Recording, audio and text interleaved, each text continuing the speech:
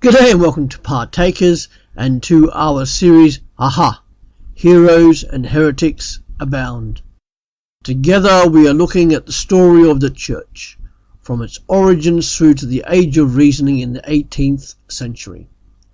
Last time we looked at the 4 Ds of the 8th and 9th century: debates, decretal, donation and disputes, all of which help to make up what makes church history so fascinating. Today we look at the papacy at the height of its power. After Charlemagne died, the church declined rapidly to its lowest point. Immorality, corruption, simony, which is buying positions in the church, were rife. However, that was soon to change. Throughout Europe, civil and secular authorities sought power over the church and endeavoured to limit the power of the Pope. The church initially challenged such a threat to them.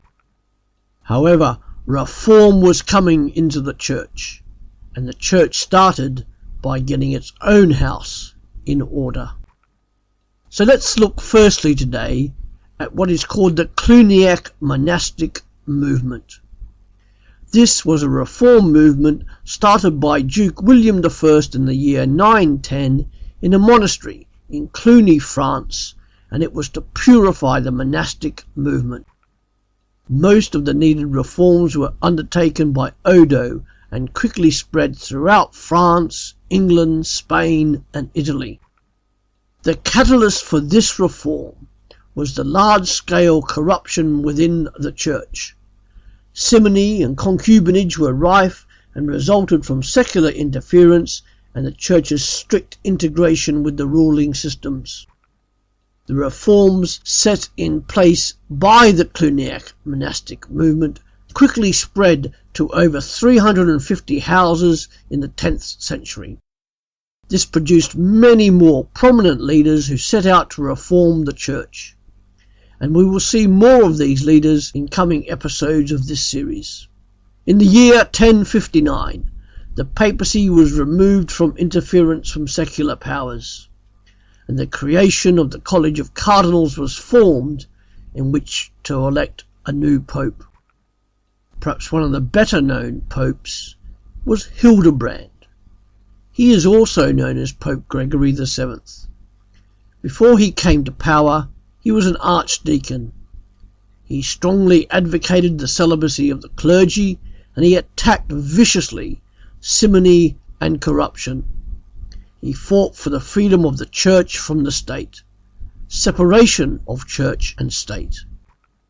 Hildebrand claimed everyone was subject primarily to the Pope before they were subject to the civil and secular authorities.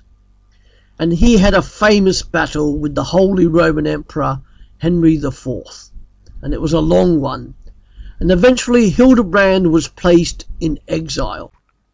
He did perpetuate the thought that the Pope was the visible head of the Church, and that the presence of Peter in all bishops of Rome, the Pope. The Church attained a state of power and authority over the lives of all people, and sought to influence every aspect of their lives. And this leads us to a period of time 1095 to 1270, which we know as the Crusades. These were religious wars fought by the Western Church to recover Holy Land from Islam and to protect Constantinople.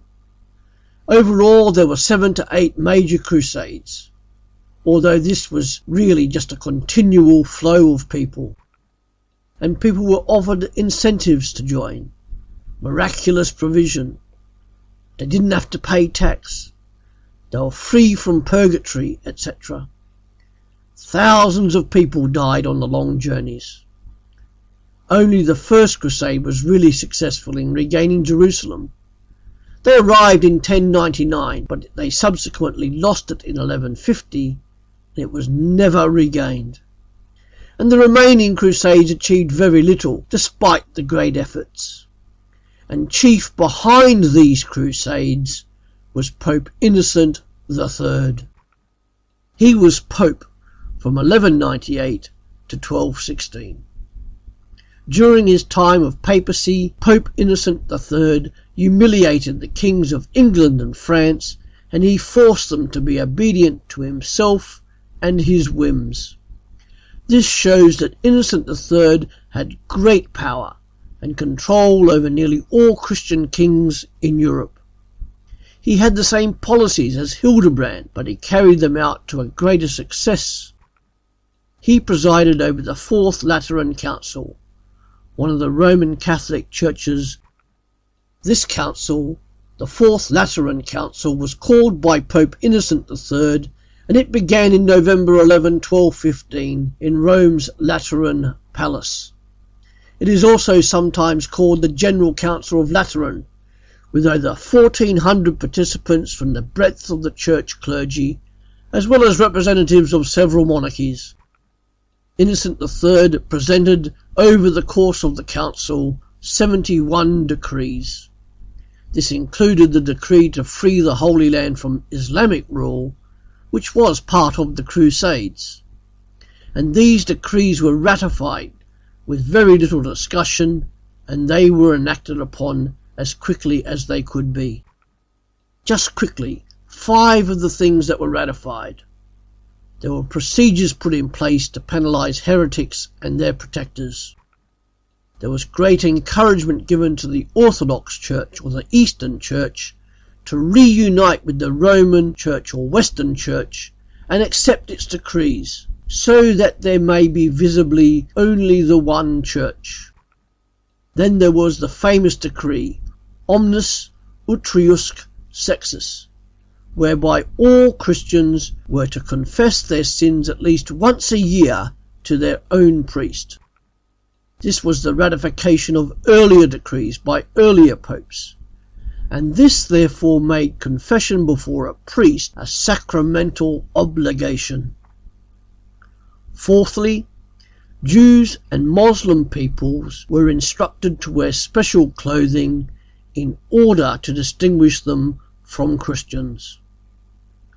And fifthly, Christian authorities were to take action against blasphemous behaviour, particularly blasphemies against Jesus Christ. That's it for this time. Next time in our series Aha, we will start to look at the Church in the Middle Ages. Thanks for listening. Come back to Partakers, www.partakers.co.uk, where every day there is something new to encourage your walk as a Christian in the 21st century. See you later.